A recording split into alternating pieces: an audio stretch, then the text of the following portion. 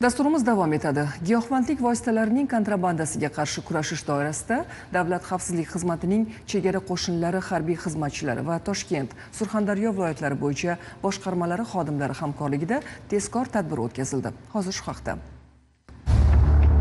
Giyohvandlik vositalari va psixotrop moddalarning noqonuniy aylanmasi bugungi kunda jamiyat xavfsizligiga jiddiy tahdid solayotgan dolzarb muammolardan biri hisoblanadi. Bu illat nafaqat inson salomatligiga zarar yetkazadi, balki jinoyatchilikning ortishiga, ayniqsa yoshlar orasida nosog'lom turmush tarzining kengayishiga sabab bo'ladi. Shu bois mamlakatimizda narkotik moddalar savdosiga qarshi kurashishga alohida e'tibor qaratilmoqda.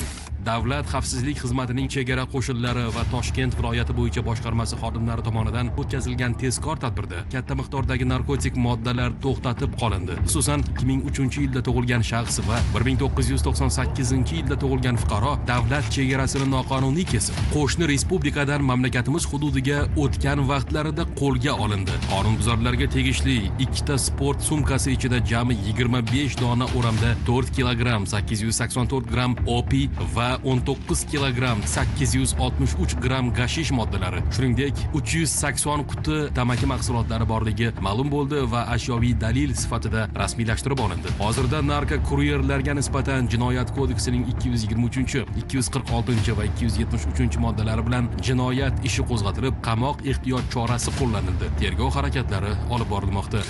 Bu kabi holat Surxondaryo viloyatida ham qayd etildi.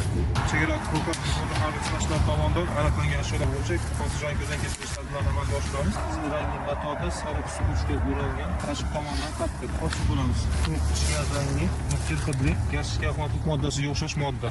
Davlat xavfsizlik xizmatining viloyat boshqarmasi xodimlari va chegara qo'shinlari harbiy xizmatchilari hamkorligida olib borilgan tezkor qidiruv tadbirlari natijasida Afg'onistondan kontrabanda qilingan narkotik moddalar ashyoviy dalil sifatida olindi.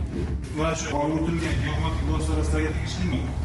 Jumladan 1978, 1981 va 2004-yillarda tug'ilgan 3 nafar shaxs davlat chegarasini buzgan holda avtomobil g'ildiragi kamerasi yordamida Amudaryodan suzib o'tgan vaqtlarda tezkor guruh tomonidan qo'lga olindi. Tekshiruv jarayonida ularning yonida bo'lgan xaltalar ichida sof og'irligi 2 kilogramm 708 gramm opi va 8 kilogramm 257 gramm gashish moddalari borligi ma'lum bo'ldi. Aniqlanishicha, narko savdogarlar giyohvandlik vositalarini kerakli manzilga yetkazib berishlari evaziga kuryerlarga har 1 kilogramm yuk uchun 200 AQSh dollari miqdorida pul va'da qilishgan. Hozirda qonunbuzarlarga nisbatan Jinoyat kodeksining 223 va 246 moddalari bilan jinoyat ishi qo'zg'atilib, qamoq ehtiyot chorasi qo'llanildi. Tergov harakatlari olib borilmoqda.